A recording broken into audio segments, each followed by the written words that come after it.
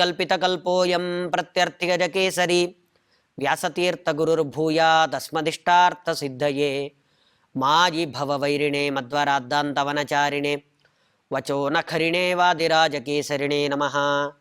ध्रुवादिध्वान्तरवये वैष्णवेन्दीवरेन्दवे श्रीराघवेन्द्रगुरवे नमोऽत्यन्तदयालुवे। तपस्वाध्याय शुश्रूषा कृष्णपूजारतं मुनिं विश्वेशमिष्टदं वन्दे परिव्राट् चक्रवर्तिनं। ಶ್ರೀ ಗುರುಭ್ಯೋ ನಮಃ. ಶ್ರೀ ವಿಶ್ವೇಶತೀರ್ಥ ಗುರುಭ್ಯೋ ನಮಃ. ತುಳಸಿಗೆ ಭಗವಂತ ಅಷ್ಟು ಮಹತ್ವವನ್ನು ಕೊಟ್ಟಿದ್ದಾನೆ. ತುಳಸಿ ಇಲ್ಲದೇ ಇದ್ದರೆ ಭಗವಂತ ಪೂಜೆಯನ್ನು ಸ್ವೀಕಾರ ಮಾಡೋದಿಲ್ಲ ಅನ್ನುವಷ್ಟು ಅದಕ್ಕೆ ಬೆಲೆ ಇದೆ. ಆದ್ದರಿಂದ ನಾವು ಪೂಜೆಯನ್ನು ಮಾಡಬೇಕಾದ್ರೆ ತುಳಸಿ ಸಹಿತವಾಗಿ ಮಾಡಬೇಕು ಅನ್ನುವ ಅಂಶವೂ ಕೂಡ ವೇದವ್ಯಾಸ ದೇವರ ದರ್ಶನದಿಂದಾಗಿ ತಿಳಿದು ಬರ್ತಾ ಇದೆ ಅನ್ನುವ ಅಂಶವನ್ನು ತಿಳಿಸಿ, ಅದರ ಜೊತೆಗೆ ಹೇಳ್ತಾರೆ ಆ ತುಳಸಿ ಅದು ಮತ್ತೊಂದರ ಸಂಕೇತ ಅಂತ. ಭಗವಂತ ತುಳಸಿಯನ್ನು ಕಿವಿಯಲ್ಲಿಟ್ಟುಕೊಂಡು ಇನ್ನೊಂದು ಸಂದೇಶವನ್ನು ಕೊಡ್ತಿದ್ದಾನಂತೆ. ಏನು ಸಂದೇಶ ಕೊಡ್ತಿದ್ದಾನೆ ಭಗವಂತ ಅಂದರೆ, ಆ ತುಳಸಿಗೆ ಇನ್ನೊಂದು ಅರ್ಥ, ಅದು ಶಾಸ್ತ್ರಗಳು ಅಂತ. ಶಾಸ್ತ್ರವನ್ನು ನಿರಂತರವಾಗಿ ನಮ್ಮ ಕಿವಿಯಿಂದ ಶ್ರವಣ ಮಾಡ್ತಾ ಇರಬೇಕು. ತುಳಸಿ ಶಾಸ್ತ್ರದ ಸಂಕೇತ. ಕಿವಿಯಲ್ಲಿ ಭಗವಂತ ಅದನ್ನು ಇಟ್ಕೊಂಡು ಯಾವಾಗಲೂ ಭಗವಂತನ ಕಿವಿಯಲ್ಲಿ ತುಳಸಿಯನ್ನು ತಾನು ಧರಿಸಿ ಎಲ್ರಿಗೂ ಲೋಕ ಶಿಕ್ಷಣಕ್ಕೋಸ್ಕರ ಒಂದು ಆದರೆ, ಇನ್ನೊಂದು ಅರ್ಥ ಆ ತುಳಸಿಯನ್ನು ಶಾಸ್ತ್ರಕ್ಕೆ ಹೋಲಿಸಿಕೊಂಡಾಗ ನಿರಂತರ ಶ್ರವಣ ಮಾಡಬೇಕು. ನಿರಂತರ ಶ್ರವಣ ಮಾಡ್ತಾ ಇದ್ದರೆ, ಶ್ರವಣ ಮಾಡೋದು ಅಂದರೆ ಏನನ್ನ, ನಾವು ಶ್ರವಣ ಮಾಡ್ತಾನೆ ಇರ್ತೀವಿ. ಯಾವುದಾದ್ರೂ ಲೌಕಿಕವಾದಂತಹ ವಾರ್ತೆಗಳಿರ್ಬೋದು, ನ್ಯೂಸು ಮತ್ತೊಂದು, ಶ್ರವಣ ಮಾಡದೆ ಒಂದು ನಿಮಿಷವೂ ಇರೋದಿಲ್ಲ ಅಂದರೆ ಅದಲ್ಲ. ನಿಜವಾಗಲೂ ಯಾವುದನ್ನು ಶ್ರವಣ ಮಾಡಬೇಕು ಅಂದರೆ ಭಗವಂತನ ವಿಷಯವನ್ನು ಶ್ರವಣ ಮಾಡಬೇಕು. ಭಗವಂತನ ವಿಷಯವನ್ನಾದರೂ ಯಾಕೆ ಶ್ರವಣ ಮಾಡಬೇಕು ಅಂದರೆ, ನಾವು ಯಾರು ನಮಗೆ ಉಪಕಾರ ಮಾಡಿದ್ದಾರೋ ಅವರನ್ನು ನಿರಂತರ ಸ್ಮರಣೆ ಮಾಡೋದು ನಮ್ಮ ಕರ್ತವ್ಯ. ಉಪಕಾರ ಮಾಡಿದವರನ್ನು ಸ್ಮರಿಸಿಕೊಳ್ಳದೆ ಅದನ್ನು ಮರೆತರೆ ನಮ್ಮಂತಹ ಒಂದು ಕೃತಜ್ಞರಿನ್ಯಾರೂ ಇರೋದಿಲ್ಲ. ನಾವು ಕೃತಜ್ಞತೆಯನ್ನು ಸಮರ್ಪಣೆ ಮಾಡಬೇಕಾದ್ರೆ ಬರೀ ಆ ಉಪಕಾರ ಸ್ಮರಣೆಯನ್ನು ಮಾಡಿದರೆ ಸಾಕು. ಯಾರೋ ಬಹಳ ಕಷ್ಟದ ಪರಿಸ್ಥಿತಿಯಲ್ಲಿ ನಮಗೆ ಏನೋ ಒಂದು ಹಣದ ಸಹಾಯ ಮಾಡಿದರೆ ಕೆಲವೊಬ್ಬರು ಅಂತಿರ್ತಾರೆ, ಅವರು ಅವತ್ತು ಆ ದುಡ್ಡು ಕೊಡಲಿಲ್ಲ ಅಂತಾಗಿದ್ದರೆ ನಾನಿವತ್ತು ಏನಾಗ್ತಿದ್ನೋ ಏನೋ, ನನ್ನ ಪ್ರಾಣ ಕಳ್ಕೊಳ್ಳುವ ಪರಿಸ್ಥಿತಿ ಬರ್ತಿತ್ತು ಅಂತೆಲ್ಲ ಚಿಕ್ಕದಾಗಿ ಅಂತಿರ್ತಾರೆ. ಆದರೆ ಭಗವಂತ ಇಷ್ಟು ದೊಡ್ಡ ದೇಹವನ್ನೇ ನಮಗೆ ಉಡುಗೊರೆಯಾಗಿ ಕೊಟ್ಟಿದ್ದಾನಾದ್ರಿಂದ ನಾವು ಅವನ ವಿಷಯವನ್ನು ನಿರಂತರವಾಗಿ ಶ್ರವಣ ಮಾಡ್ತಾ ಇರಬೇಕು. ಆ ಶ್ರವಣದಿಂದಲೂ ನಮಗೆ ಮತ್ತು ಭಗವಂತ ಫಲವನ್ನೇ ಕೊಡ್ತಿರ್ತಾನೆ. ಅವನ ಕಥೆಯನ್ನು ಕೇಳಿದರೆ ನಮಗೆ ಫಲ ಕೊಡ್ತಾನೆ, ಬಹಳ ವಿಶೇಷವಾದ ಫಲವನ್ನು ಕೊಡ್ತಾನೆ. ಇದು ಕೂಡ ಆ ತುಳಸಿಯ, ಭಗವಂತನ ಕಿವಿಯಲ್ಲಿ ತುಳಸಿ ಇರುವುದರ ಹಿನ್ನೆಲೆ ಎನ್ನುವ ಅಂಶವನ್ನು ಕೂಡ ತಿಳಿಸಿ, ಹೀಗೆ ಆ ತುಳಸಿಯ ಪ್ರಸಂಗದಿಂದ ಇಷ್ಟೆಲ್ಲ ತತ್ವವನ್ನು ಪಂಡಿತಾಚಾರ್ಯರು ಬಹಳ ಚೆನ್ನಾಗಿ ತಿಳಿಸ್ಕೊಡ್ತಾರೆ. ಇದಾದ ಮೇಲೆ ಭಗವಂತನ ಕಣ್ಣಿನ ಮೇಲ್ಗಡೆ 2 ಹುಬ್ಬುಗಳಿದೆ. ಆ ಹುಬ್ಬು ಅದು ಎಷ್ಟು ಸುಂದರವಾಗಿದೆ, ಅದರಿಂದ ಎಷ್ಟೆಲ್ಲ ಕೆಲಸಗಳು ನಡೆಯುತ್ತೆ. ಆ ಭಗವಂತನ ಕೃಪಾದೃಷ್ಟಿ ಎನ್ನುವ ವಿಷಯ ಬಂದಾಗ ಅಷ್ಟೇ ನಡೆಯುತ್ತಾ?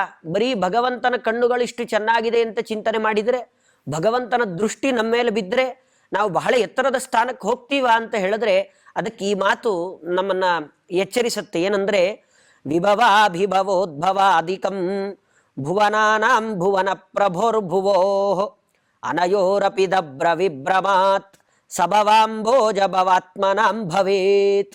ಎಲ್ಲ ಭಕಾರಗಳಿಂದಲೇ ಪೂರ್ತಿ ಶ್ಲೋಕಗಳಲ್ಲಿ ಹೆಚ್ಚು ಭಕಾರಗಳು ನಮಗೆ ಕೇಳುತ್ತೆ. ಆ ಥರದಲ್ಲೇ ಶ್ಲೋಕವನ್ನು ರಚನೆ ಮಾಡ್ತಾರೆ. ಇದು ಅವರ ಕವಿತ್ವದ ಸಾಮರ್ಥ್ಯ, ಎಷ್ಟು ಎತ್ತರದ ಪಾಂಡಿತ್ಯ ಅದನ್ನು ತೋರಿಸಿಕೊಡುತ್ತೆ.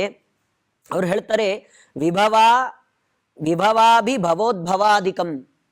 ಇವತ್ತು ಜಗತ್ತಿನ ಸಮಗ್ರವಾಗಿರತಕ್ಕಂತಹ ಸೃಷ್ಟಿ, ಸ್ಥಿತಿ, ಸಂಹಾರ, ನಿಯಮನ, ಜ್ಞಾನ, ಅಜ್ಞಾನ, ಬಂಧ, ಮೋಕ್ಷ ಅಂತೆಲ್ಲ ಹೇಳ್ತಾರೆ. ಅದರಲ್ಲಿ ಭಗವಂತ ತಾನು ಸೃಷ್ಟಿಯನ್ನು ಮಾಡ್ತಾನೆ, ರುದ್ರದೇವರು ಸಂಹಾರವನ್ನು ಮಾಡ್ತಾರೆ, ಬ್ರಹ್ಮದೇವರು ಸ್ಥಿತಿಯನ್ನು ಮಾಡ್ತಾರೆ. ಬ್ರಹ್ಮದೇವರ ಸೃಷ್ಟಿ, ಭಗವಂತ ಸ್ಥಿತಿ, ರುದ್ರದೇವರ ಸಂಹಾರ, ಈ ರೀತಿಯಾಗಿ ಎಲ್ಲ ಹೇಳ್ತಾರೆ. ಆದರೆ ನಿಜವಾಗಲೂ ರುದ್ರದೇವರ ಸಂಹಾರ ಶಕ್ತಿ ಇರ್ಬೋದು, ಬ್ರಹ್ಮದೇವರ ಸೃಷ್ಟಿಯ ಶಕ್ತಿ ಇರ್ಬೋದು, ಅದರ ಹಿನ್ನೆಲೆ, ಅದರ ಹಿಂದೆ ನಡೀತಿರುವ ಮತ್ತೊಂದು ಶಕ್ತಿ ಅಂದರೆ ಅದು ಭಗವಂತನ ಭ್ರೂ ಚಲನ ಅಷ್ಟೇ. ತಾನು ಒಂದು ಸತಿ ತನ್ನ ಆ ಹುಬ್ಬನ್ನು ಅಳ್ಳಾಡಿಸಿದರೆ ಏನು ಬೇಕಾದರೂ ನಡೆಯುತ್ತೆ. ರುದ್ರದೇವರ ಒಳಗಡೆ ಸಂಕರ್ಷಣ ರೂಪದಿಂದಾಗಿ ಭಗವಂತ ನಿಂತು ಸಮಗ್ರ ಬ್ರಹ್ಮಾಂಡವನ್ನ ತಾನು ತನ್ನ ಸಂಹಾರವನ್ನು ಮಾಡಿ ತಾನು ತನ್ನ ಉದರದಲ್ಲಿ ಇಟ್ಕೊಳ್ತಾನೆ. ಅಲ್ಲಿರುವ ಎಲ್ಲರನ್ನೂ ಯಾರೂ ಕೂಡ ಉಳಿತಾರೆ ಅಂತ ಇಲ್ಲವೇ ಇಲ್ಲ. ಎಲ್ಲರನ್ನೂ ಕೂಡ ತನ್ನ ಆ ನರಸಿಂಹಾಗ್ನಿಯಲ್ಲಿ ಪ್ರತಿಯೊಬ್ಬರನ್ನ ಸಂಹಾರ ಮಾಡತಕ್ಕಂತಹ ಶಕ್ತಿ ಅದು ಭಗವಂತನದ್ದೇ. ಇನ್ನು ಬ್ರಹ್ಮದೇವರು ಆ ಸೃಷ್ಟಿ ಕಾರ್ಯವನ್ನು ಮಾಡ್ತಿದ್ದಾರೆ. ಒಂದು ಸತಿಯೂ ಯಾವ ಬೇಜಾರಿಲ್ಲದೆ ಬ್ರಹ್ಮದೇವರು ಸೃಷ್ಟಿ ಕಾರ್ಯ ಮಾಡಿದ್ದಾರಲ್ಲ ಅಂದರೆ ಅದಕ್ಕೆ ಹಿಂದಿರುವ ಕಾರಣವೂ ಇದೇನೆ. ಒಂದು ಸತಿ ಆ ಭಗವಂತನ ಹುಬ್ಬಿನ ಚಲನೆ ಆದರೆ ಸಾಕು, ಎಲ್ಲ ಸಮಗ್ರ 14 ಲೋಕದ ಕಾರ್ಯಗಳೆಲ್ಲ ನಡೆದು ಹೋಗುತ್ತೆ. ಬ್ರಹ್ಮರುದ್ರಾದಿ ದೇವತೆಗಳೇನೇ ಭಗವಂತನ ಒಂದೇ ಒಂದು ಚಲನದಿಂದ ಇಷ್ಟೆಲ್ಲ ಕೆಲಸಗಳನ್ನು ಮಾಡ್ತಾರೆ ಅಂದರೆ ಆ ಪ್ರೇಮಪೂರ್ಣವಾಗಿರ್ತಕ್ಕಂತಹ ದೃಷ್ಟಿ ನಮ್ಮ ಮೇಲೆ ಬಿದ್ದರೆ ನಾವು ಎತ್ತರದ ಸ್ಥಾನಕ್ಕೆ ಹೋಗ್ತೀವಿ, ಮತ್ತೆ ಬೇರೆ ಹೇಳಬೇಕಾ? ಅದರ ಅವಶ್ಯಕತೆಯೇ ಇಲ್ಲ ಅಂತ ಹೇಳ್ತಾರೆ. ಹಾಗಾಗಿ ಅದನ್ನು ಮಧ್ವಾಚಾರ್ಯರು ಬಹಳ ಚೆನ್ನಾಗಿ ಹೇಳ್ತಾರೆ. ಒಂದು ಕಡೆಯಲ್ಲಿ ಲಕ್ಷ್ಮೀದೇವಿಯ ಸಾಮರ್ಥ್ಯ, ಮಹಾಲಕ್ಷ್ಮೀದೇವಿಯ ಸಾಮರ್ಥ್ಯ ಅದು ಎಂಥದ್ದು ಅಂದರೆ ವಿಶ್ವಸ್ಥಿತಿ ಪ್ರಲಯ ಸರ್ಗ ಮಹಾವಿಭೂತಿ ವೃತ್ತಿ ಪ್ರಕಾಶ ನಿಯಮಾವೃತಿ ಬಂಧ ಮೋಕ್ಷಾಹ ಯಸ್ಯಾ ಅಪಾಂಗಲವ ಮಾತ್ರತ ಊರ್ಜಿತಾ ಸಾ ಶ್ರೀಹಿ ಯತ್ಕಟಾಕ್ಷ ಬಲವತ್ ತ್ಯಜಿತಂ ನಮಾಮಿ ಅಂತ ಒಂದು ಮಾತು ಹೇಳ್ತಾರೆ. ಏನಿದರ ಅರ್ಥ ಅಂದರೆ ಇವತ್ತು ಪ್ರಪಂಚದಲ್ಲಿ ನಡೀತಿರತಕ್ಕಂತಹ ಎಲ್ಲ ಕಾರ್ಯಗಳ ಹಿಂದೆ ಎಲ್ಲ ದೇವತೆಗಳು ಬೇಕಾದಷ್ಟು ಕಾರ್ಯಗಳನ್ನು ಮಾಡ್ತಾ ಇರಬಹುದು. ಆ ಎಲ್ಲ ಕಾರ್ಯಗಳ ಹಿನ್ನೆಲೆ ಒಂದು ದೊಡ್ಡ ಶಕ್ತಿ ಯಾರು ನಿಂತಿದ್ದಾರೆ ಅವರೆಲ್ಲದರ ಹಿಂದೆಗಡೆ ಅಂದರೆ ಮಹಾಲಕ್ಷ್ಮೀ ದೇವಿ ನಿಂತಿದ್ದಾಳೆ. ತಾನು ಆ ವೇದ ಮಂತ್ರಗಳು ಕೂಡ ಈ ಮಾತನ್ನು ಹೇಳುತ್ತೆ. ಯಂ ಕಾಮಯೇ ತಂ ತಮುಗ್ರಂ ಕ್ರೋಣೋಮಿ ತಂ ಬ್ರಹ್ಮಾಣಂ ತಂ ಋಷಿಂ ತಂ ಸುಮೇಧಾಂ ಅಂತ ಹೇಳಿ, ನಾನು ಯಾರನ್ನ ಬೇಕಾದರೂ ಬ್ರಹ್ಮ ಪದವಿಗೆ ಕೂಡಿಸ್ತೇನೆ, ಯಾರನ್ನ ಬೇಕಾದರೂ ಬುದ್ಧಿವಂತನನ್ನಾಗಿ ಮಾಡ್ತೇನೆ, ಯಾರನ್ನು ಬೇಕಾದರೂ ರುದ್ರ ಪದವಿಗೆ ಕೂಡಿಸುವ ಸಾಮರ್ಥ್ಯ ಅದು ನನಗಿದೆ. ಹೀಗೆ ಮಹಾಲಕ್ಷ್ಮೀ ದೇವಿಯನ್ನ ಹೇಳ್ತಕ್ಕಂತಹ ಆ ಅಂಬ್ರಣಿ ಸೂಕ್ತ, ಅದರಲ್ಲಿ ಇಷ್ಟೆಲ್ಲ ವಿಚಾರಗಳು ಬರುತ್ತೆ. ಆದರೆ ಕೊನೆಗೆ ಅದೇ ಸೂಕ್ತದಲ್ಲಿ ಕೊನೆಯ ಮಾತು ಏನು ಹೇಳ್ತಾರೆ ಅಂದರೆ, ನನಗಿಷ್ಟೆಲ್ಲ ಶಕ್ತಿ ನನ್ನ ಒಳಗಡೆ ನಿಂತು ನನ್ನಿಂದ ಇಷ್ಟೆಲ್ಲ ಕೆಲಸಗಳನ್ನು ಮಾಡಿಸ್ತಕ್ಕಂತಹ, ನನ್ನನ್ನು ಪ್ರೇರಣೆ ಮಾಡತಕ್ಕಂತಹ ಶಕ್ತಿ ಸಮುದ್ರಾಂತಶಾಯಿ, ತಾನು ಸಮುದ್ರದಲ್ಲಿ ಶೇಷಶಾಯಿಯಾಗಿ ಮಲಗಿದ್ದಾನೆ ಅನ್ನುವ ಅಂಶವನ್ನು ಸ್ವತಃ ಲಕ್ಷ್ಮೀದೇವಿಯೇ ತಾನೇ ನಿರೂಪಣೆ ಮಾಡ್ತಾಳೆ. ಹೀಗೆ ಮಹಾಲಕ್ಷ್ಮೀದೇವಿಯ ಭ್ರೂಚಲನದಿಂದಲೇ ಜಗತ್ತಿನ ಎಲ್ಲ ವ್ಯಾಪಾರ ನಡೆಯುತ್ತೆ. ಆದರೆ ಮಹಾಲಕ್ಷ್ಮೀ ದೇವಿಯ ಹಿಂದೆಯೂ ಒಂದು ದೊಡ್ಡ ಶಕ್ತಿ ಇದೆ, ಅದು ಭಗವಂತ. ಆ ಭಗವಂತನ ಭ್ರೂಚಲನೆಗೆ ಇಷ್ಟೆಲ್ಲ ಅಂತಹ ಆ ಹುಬ್ಬುಗಳು ಆ ವೇದವ್ಯಾಸ ದೇವರದ್ದು ಅಂತ ಮಧ್ವಾಚಾರ್ಯರು ತಾವದನ್ನು ಚಿಂತನೆ ಮಾಡ್ತಾರೆ. ಇನ್ನೊಂದು ಅಂಶವನ್ನು ತೋರಿಸಿಕೊಟ್ರು ಇದರಿಂದ. ಸೃಷ್ಟಿ ಮಾಡ್ತಾನೆ ಅಂದರೆ ಭಗವಂತ, ನಾವೆಲ್ಲ ಬಹಳ ಆಯಾಸ ಪಡ್ತೀವಿ ಸೃಷ್ಟಿ ಮಾಡಬೇಕು ಇನ್ನೊಂದು ಮತ್ತೊಂದು ಅಂತಾದರೆ, ನಮ್ಮಿಂದ ಇಷ್ಟು ದೊಡ್ಡದಾದ ಸಮಗ್ರವಾಗಿರತಕ್ಕಂತಹ ಪ್ರಪಂಚವನ್ನು ಸೃಷ್ಟಿ ಮಾಡುವ ಶಕ್ತಿ ಅದು ನಮ್ಮಲ್ಲಿಲ್ಲ, ನಮಗೆ ಸಾಧ್ಯವೇ ಇಲ್ಲ. ಯಾವುದೋ ಒಂದು ಚಿಕ್ಕ ಮನೆ ಕಟ್ಟಬೇಕು ಅಂತಾದ್ರೇನೆ ಅವನು ಇಡೀ ಜೀವನವೆಲ್ಲ ಸಂಪಾದನೆ ಮಾಡಿ ಅದರ ಸಾಲವನ್ನೆಲ್ಲ ತೀರಿಸಿ ಬಹಳ ಕಷ್ಟಪಡ್ತಾನೆ. ಇಷ್ಟು ದೊಡ್ಡ ಬ್ರಹ್ಮಾಂಡವನ್ನೆಲ್ಲ ಸೃಷ್ಟಿ ಯಾರೋ ಒಬ್ಬ ಯಕ್ಕಶ್ಚಿತ್ ಮನುಷ್ಯ ಮಾಡ್ಲಿಕ್ಕೆ ಸಾಧ್ಯವೇ ಇಲ್ಲ. ಈ ಥರ ಚಿಂತನೆ ಮಾಡ್ತಾ ಮಾಡ್ತಾ ಅದರ ಸಾಮರ್ಥ್ಯವನ್ನು ನೋಡ್ತಾ ಹೋದರೆ ಕೊನೆಗೆ ಗೊತ್ತಾಗೋದು ಭಗವಂತನೇ ಸಮಗ್ರ ಎಲ್ಲದರ ಸೃಷ್ಟಿಯನ್ನು ಮಾಡುವ ಶಕ್ತಿ, ಅದು ಭಗವಂತ ಅನ್ನೋದು ಗೊತ್ತಾಗುತ್ತೆ. ಆದರೆ ಇಷ್ಟೆಲ್ಲ ಸೃಷ್ಟಿ ಮಾಡಬೇಕಾದರೆ ಹಾಗಾದರೆ ಅವನಿಗೆ ಎಷ್ಟು ಆಯಾಸ ಆಗಿರಬೇಡ ಅಂದರೆ ಅವನಿಗೆ ಯಾವ ಆಯಾಸವೂ ಇಲ್ಲ.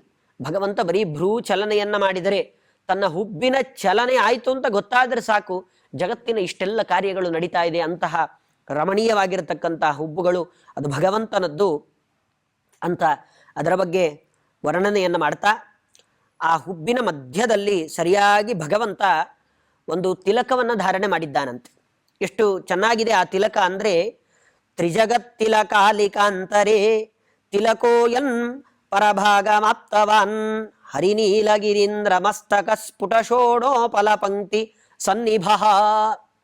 ಎಂಥದ್ದು ಭಗವಂತ ಧಾರಣೆ ಮಾಡಿರ್ತಕ್ಕಂತಹ ತಿಲಕ, ಅದನ್ನು ನೋಡಲಿಕ್ಕೆ ಯಾವ ಥರ ಕಾಣ್ತಾ ಇದೆ? ಇಂದ್ರನೀಲಮಣಿ ಪರ್ವತ, ಇಂದ್ರನೀಲ ಹೆಸರೇ ಹೇಳ್ತಾ ಇದೆ, ನೀಲವಾಗಿರತಕ್ಕಂತಹ ದೊಡ್ಡ ಪರ್ವತ.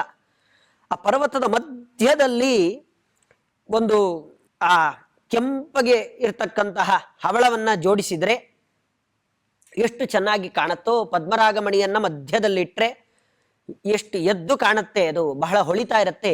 ಆ ರೀತಿ ವೇದವ್ಯಾಸ ದೇವರ ತಿಲಕ ಅಷ್ಟು ಚೆನ್ನಾಗಿ ಕಾಣ್ತಾ ಇತ್ತು.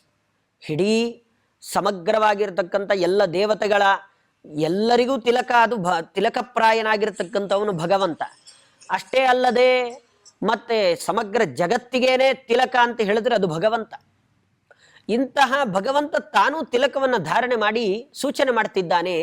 ಎಲ್ಲ ಸಮಗ್ರ ಏನೆಲ್ಲ ಹಿಂದೂ ಬಾಂಧವರಂತೆಲ್ಲ ಯಾರಿದ್ದಾರೆ, ನಾವು ತಿಲಕ ಇಲ್ಲದೆ ಯಾವತ್ತಿಗೂ ಕೂಡ ಓಡಾಡಲೇಬಾರದು ಅಂತ. ಆ ತಿಲಕ ಅನ್ನೋದು ಅದೊಂದು ಬಹಳ ಶೋಭೆಯನ್ನ ತರ್ತಕ್ಕಂಥದ್ದು.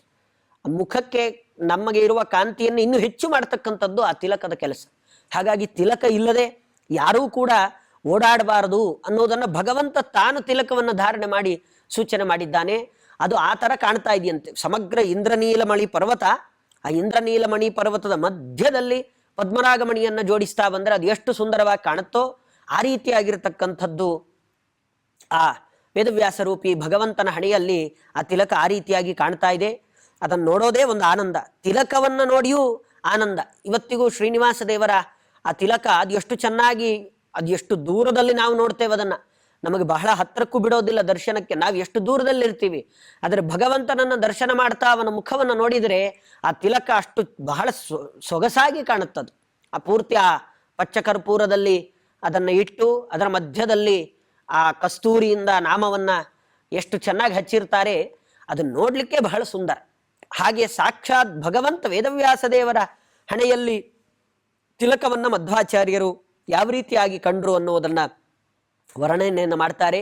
ಹೀಗೆ ತಿಲಕ ಧಾರಣೆಯ ಮಹತ್ವವನ್ನು ಯಾವತ್ತಿಗೂ ಅದಿಲ್ಲದೆ ಇರಬಾರ್ದು. ನಿರಂತರ ತಿಲಕವನ್ನು ಧಾರಣೆ ಮಾಡಿದರೆ ಆ ಭಗವಂತನ ಪ್ರಸಾದ.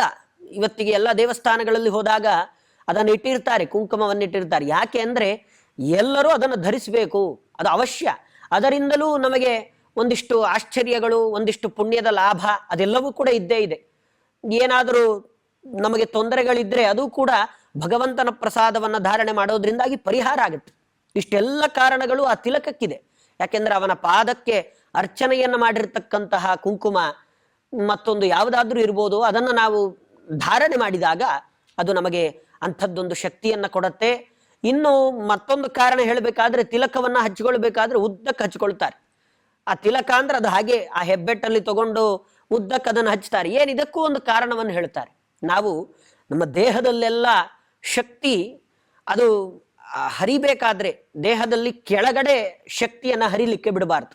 ನಮ್ಮ ಎಲ್ಲ ಶಕ್ತಿಯೂ ಮೇಲಕ್ಕೆ, ಆ ಮೇಲಕ್ಕೆ ಹರಿಬೇಕಾದ್ರೆ ಎರಡು, ಈ ಸಮಗ್ರ ದೇಹದ ಕೇಂದ್ರ ಬಿಂದು ಅಂದ್ರೆ ಆ ಹಣೆಯ ಮಧ್ಯಭಾಗ, ಅದು ಕೇಂದ್ರ. ಈ ಎಲ್ಲಾ ಶಕ್ತಿಯೂ ಅಲ್ಲಿ ಕೇಂದ್ರೀಕೃತವಾಗಿ ಆ ಜಾಗದಲ್ಲಿ ಬಂದು ನಿಂತಿರುತ್ತೆ. ಅದನ್ನು ನಾವು ತಿಲಕವನ್ನ ಮೇಲಕ್ಕೆ ಎಳೆದಾಗ ಆ ಎಲ್ಲ ಶಕ್ತಿಯೂ ಕೂಡ ಜ್ವಲಿಸುತ್ತೆ, ಮೇಲಕ್ಕೆ ಹೋಗುತ್ತೆ. ಅದರಿಂದ ನಮಗೆ ಇನ್ನೂ ಅತಿಯಾದ ತೇಜಸ್ಸು ನಮಗೆ ಕಾಣುತ್ತೆ. ತಿಲಕ ಹಚ್ಚಿಕೊಂಡಾಗ ಯಾಕೆ ಒಬ್ಬ ವ್ಯಕ್ತಿ ಬಹಳ ಚೆನ್ನಾಗಿ ಕಾಣ್ತಾನೆ ಅಂದ್ರೆ ಆ ಶಕ್ತಿಯನ್ನ ತಾನು ಉದ್ದೀಪನಗೊಳಿಸಿದ್ದಾನೆ.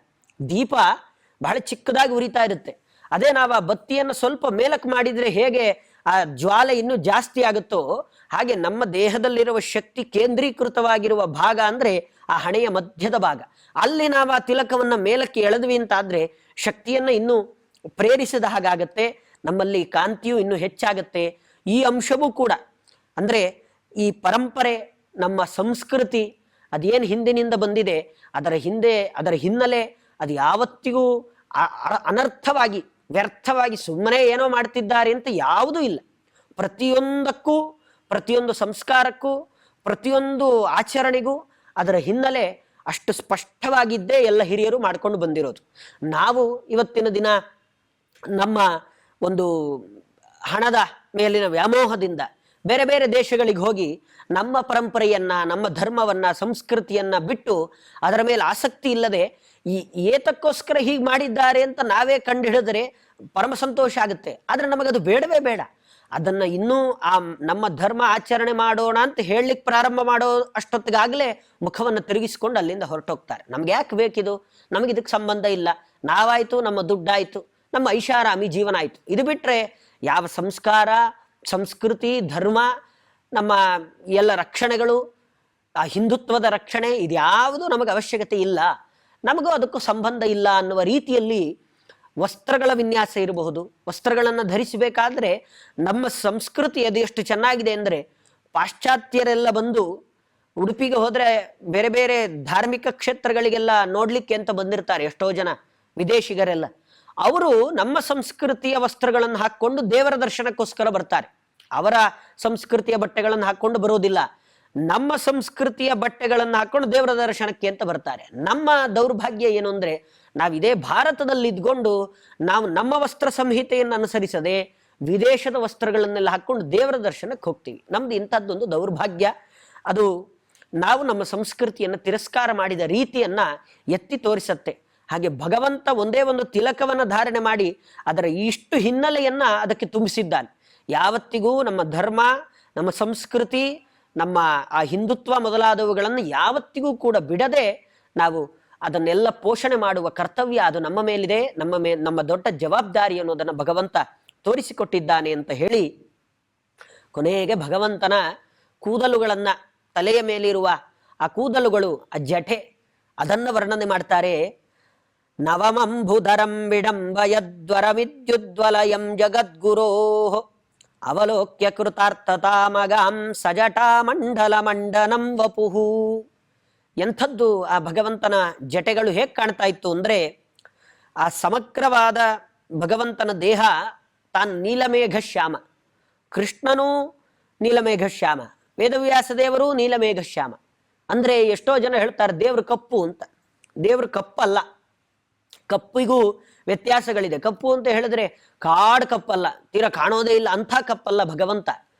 ಚೆನ್ನಾಗಿ ನೀರನ್ನ ತುಂಬಿದ ಮೋಡ, ಅದನ್ನ ನೋಡೋದು ಎಷ್ಟು ಸುಂದರ, ಅದ್ ನೋಡಿದ್ರೆ ಗೊತ್ತಾಗಿರುತ್ತೆ. ನಾವೆಲ್ಲ ಮನೆಯಲ್ಲೇ ಇರ್ತೀವಿ, ಆದ್ರಿಂದ ಹೊರಗಡೆ ಬರೋದಿಲ್ಲ, ಆದ್ರಿಂದ ನಮಗೆ ಆ ಮೋಡದ ಪರಿಕಲ್ಪನೆ ಇರೋದಿಲ್ಲ. ಯಾವುದಾದ್ರೂ ಮಳೆ ಬರುವ ಸಂದರ್ಭದಲ್ಲಿ ಸಮುದ್ರ ತೀರಕ್ಕೆಲ್ಲ ಹೋದಾಗ ಅಲ್ಲಿ ಪೂರ್ತಿ ನೀರನ್ನು ತುಂಬಿಕೊಂಡಿರುವ ಮೋಡಗಳು ಇರುತ್ತೆ. ಇನ್ನೇನು ಮಳೆ ಸುರಿಸಬೇಕು ಅನ್ನುವ ಸಂದರ್ಭದಲ್ಲಿರುವ ಆ ಮೋಡಗಳು, ಅದರ ಬಣ್ಣ ಬಹಳ ಸುಂದರ. ಅದು ಕಪ್ಪಲ್ಲ, ಅದು ಪರಿಪೂರ್ಣ ಕಪ್ಪಲ್ಲ, ಅದೊಂಥರ ಬೂದು ಬಣ್ಣದ ವರ್ಣ. ಅದನ್ನ ನೋಡ್ಲಿಕ್ಕೆ ಬಹಳ ಚೆನ್ನಾಗಿರುತ್ತೆ. ಆ ಬಣ್ಣ ಅದು ಭಗವಂತನದ್ದು. ಎಲ್ಲರೂ ಕಪ್ಪು, ಭಗವಂತ ಕಪ್ಪು ಅಂತ ಅಷ್ಟೇ ಹೇಳ್ಬಿಡ್ತಾರೆ. ಆದರೆ ಭಗವಂತ ಕಪ್ಪಲ್ಲ, ತಾನು ನೀಲಮೇಘ ಶ್ಯಾಮ. ಈ ತರ ಭಗವಂತ ಒಂದು ತರ ಮೋಡದ ರೀತಿಯಲ್ಲಿ ತಾನಿದ್ರೆ, ತನ್ನ ತಲೆಯ ಮೇಲೆ ಇರ್ತಕ್ಕಂತಹ ಆ ಜಟೆ ಅದೆಲ್ಲ ಬಹಳ ಕೆಂಪಾಗಿದೆ, ಕೆಂಜಟೆ ಭಗವಂತನದ್ದು. ಅದು ಹೇಗೆ ಕಾಣ್ತಿತ್ತು ನೋಡೋರಿಗೆ ಅನ್ನೋದನ್ನ ನಾಳೆಯ ದಿನ ನೋಡೋಣ ಅಂತ ಹೇಳ್ತಾ ನನ್ನ ಮಾತನ್ನು ಮುಗಿಸ್ತೇನೆ. ಕೃಷ್ಣಾರ್ಪಣಮಸ್ತು.